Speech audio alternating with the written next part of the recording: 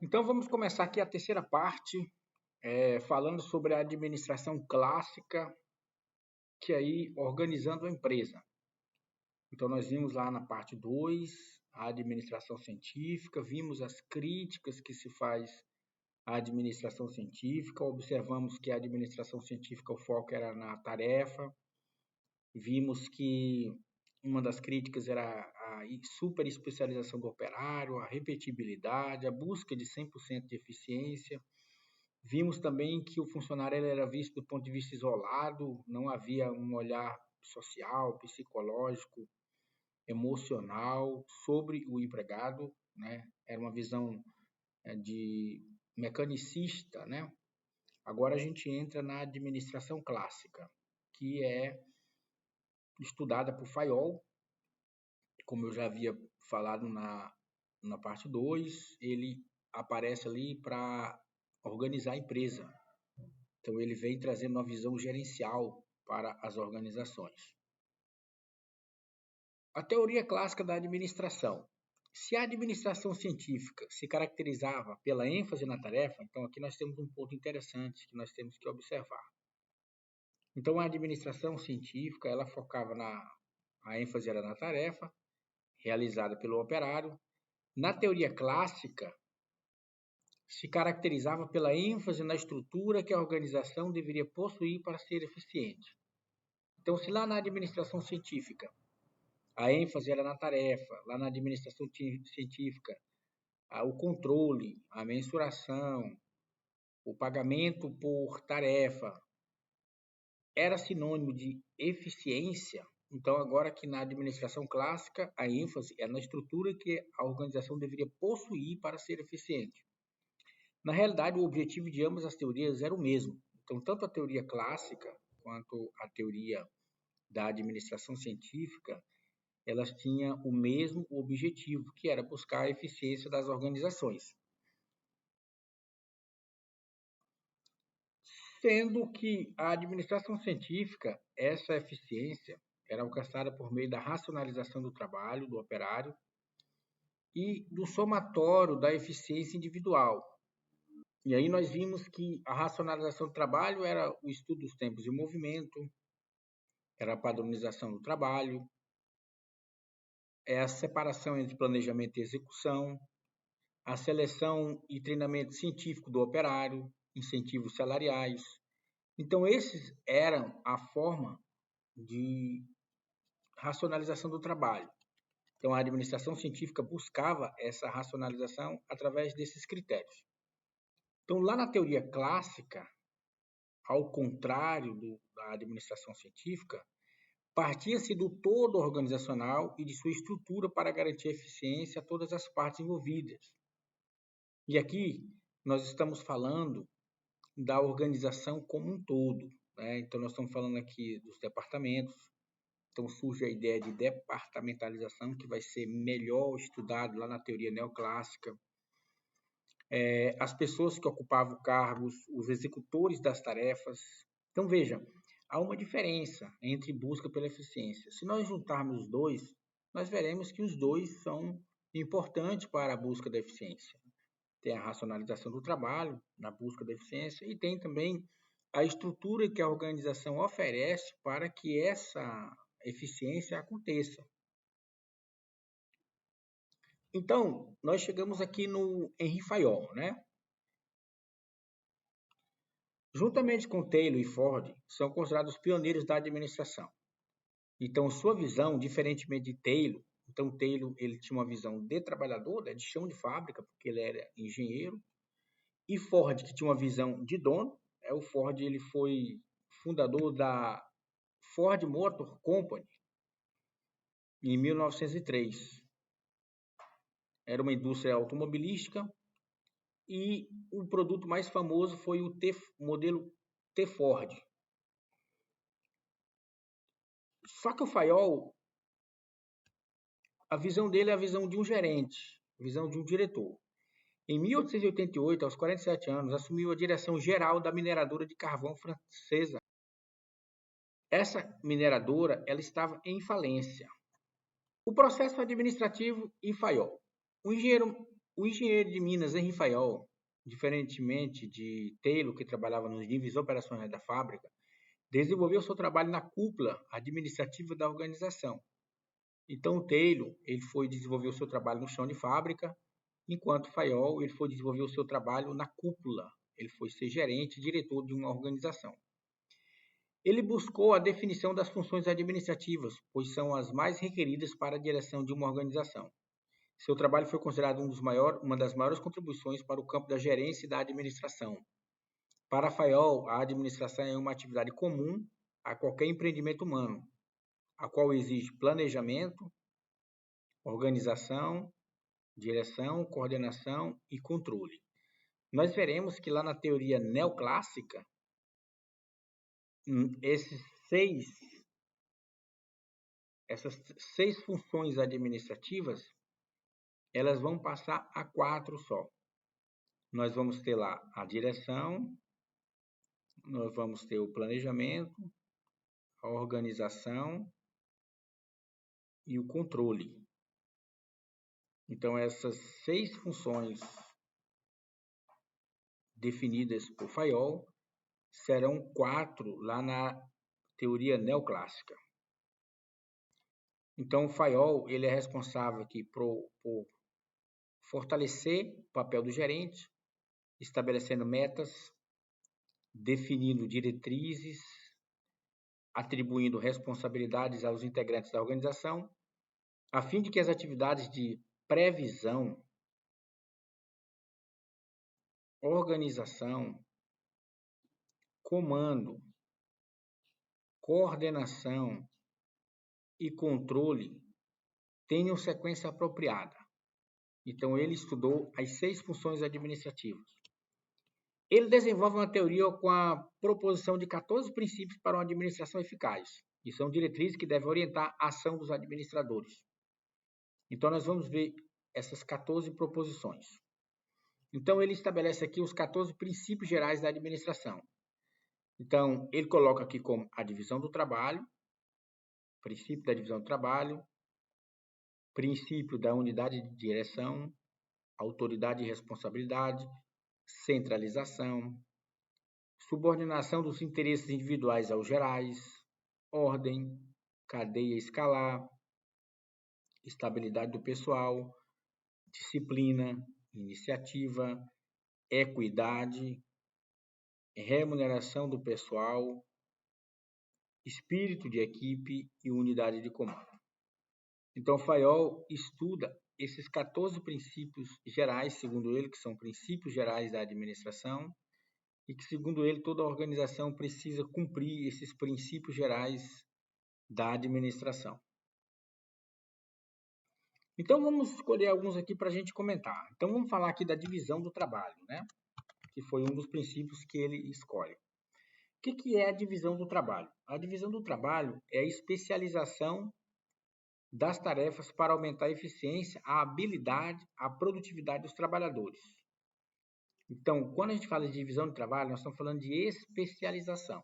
Por exemplo, um empregado que trabalha na área operacional, ele não pode trabalhar na área administrativa ao mesmo tempo. Ou seja, se ele trabalha na área operacional, ele é especialista na área operacional. O mecânico, por exemplo, ele é especialista em mecânico. Então, nós vamos dividir o trabalho. O outro é especialista em contabilidade, o outro é especialista em cálculo, o outro é especialista em engenharia, o outro é especialista na área de logística. Então, se houver, de fato, divisão de trabalho, os empregados vão ser especialistas em cada sua área. Outro que a gente pode escolher aqui, autoridade e responsabilidade, por exemplo, né? O que seria autoridade e responsabilidade? Quem tem autoridade para mandar também deve assumir a responsabilidade pelos resultados e decisões. Então, nós temos aqui a unidade de comando, aqui, por exemplo. O que seria a unidade de comando? A atividade com o mesmo objetivo deve ser dirigida por um único plano e um único chefe, para evitar confusão. Aqui, por exemplo, equidade. Equidade. Ele entendia o tratamento justo e respeitoso aos empregados, combinando autoridade com justiça e benevolência.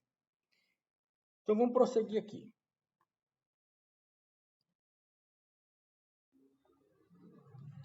Então, Fayol salienta que toda empresa apresenta 6 funções. Então, a primeira função é a função técnica.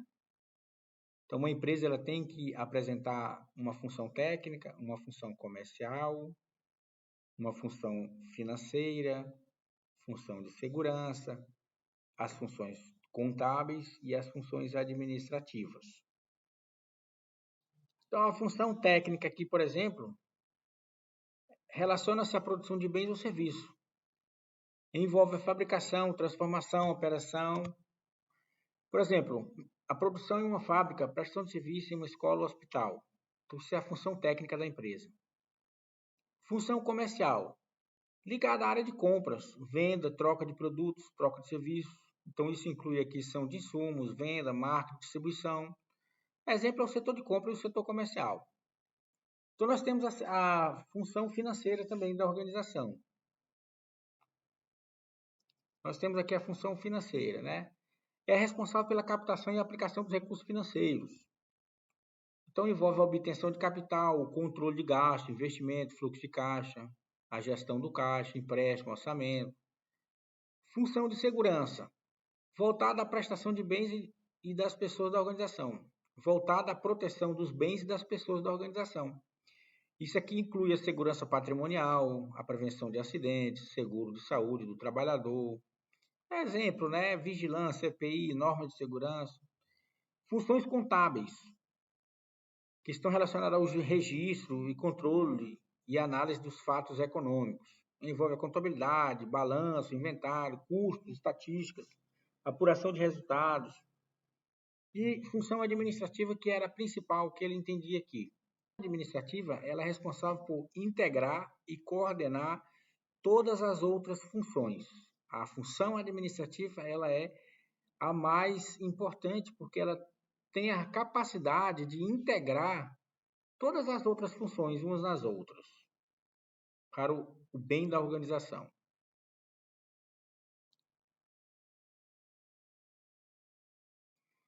Bom, e quais são as críticas à teoria clássica? A crítica é uma abordagem simplificada da organização. Não aborda. Então, ela não aborda a organização informal. Nós vamos ver que em 1930, na teoria das relações humanas, foi observado que houve a criação de grupos informais dentro da organização. Então, a teoria clássica ela mostra apenas a organização formal, é aquela que está no organograma. Outra crítica, a ausência de trabalhos experimentais para dar base científica às afirmações e princípios. Então, uma crítica que se faz é que não há trabalhos experimentais para dar base científica às afirmações e aos princípios. Terceira, teoria da máquina, uma abordagem mecanicista. Então, a teoria da máquina significa enxergar a organização como um sistema fechado, rígido, previsível, no qual as pessoas são vistas como peças substituíveis. O foco está na estrutura, nas normas, na eficiência. O comportamento humano, tratado como mecânico, racional. O trabalho é fragmentado, repetitivo, padronizado. Assim como a máquina funciona por engrenagem, a empresa funcionaria por cargos, regras e hierarquias. Então, nós podemos elencar aqui as principais características da teoria da máquina. Primeiro, a ênfase excessiva na estrutura formal, organogramas rígidos, cargos bem definidos, autoridade centralizada.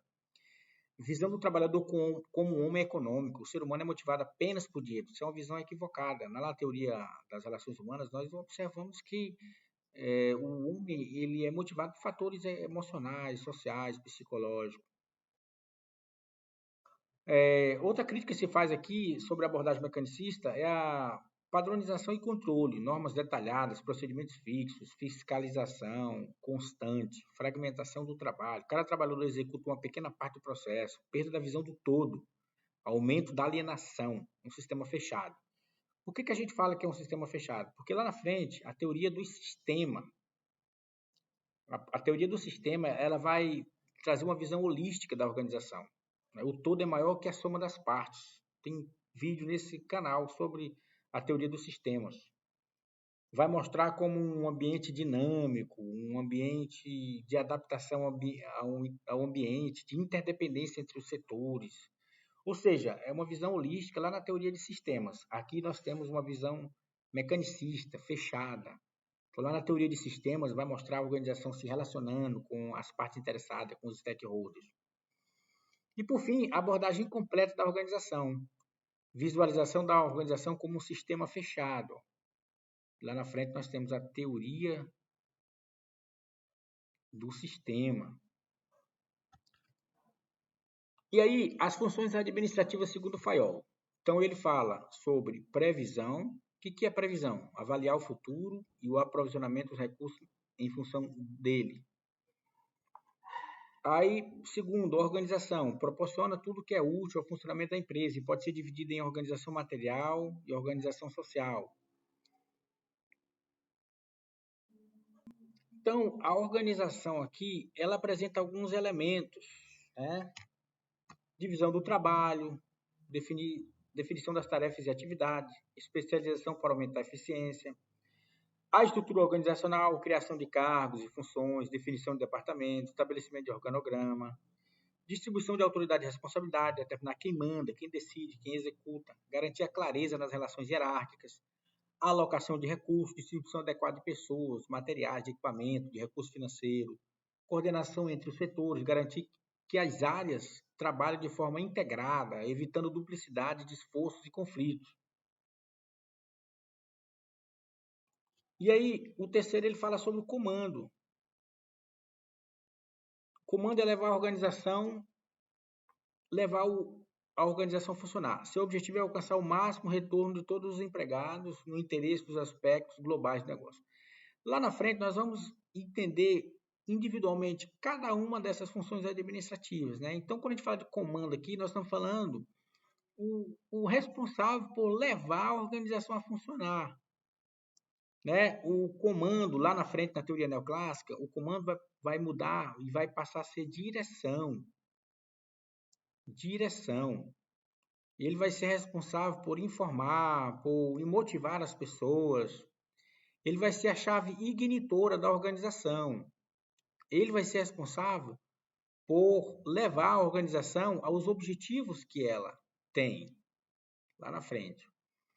Aqui o quarto, ele fala da função de coordenação, harmoniza todas as atividades do negócio, facilitando seu trabalho e sucesso. Sincroniza coisas e ações em proporções certas e adapta aos meios e aos fins visados. Então aqui está relacionado a coordenar os esforços da organização, todas as atividades, para que com isso facilite o trabalho e alcance o sucesso. E aqui o quinto é controle, né?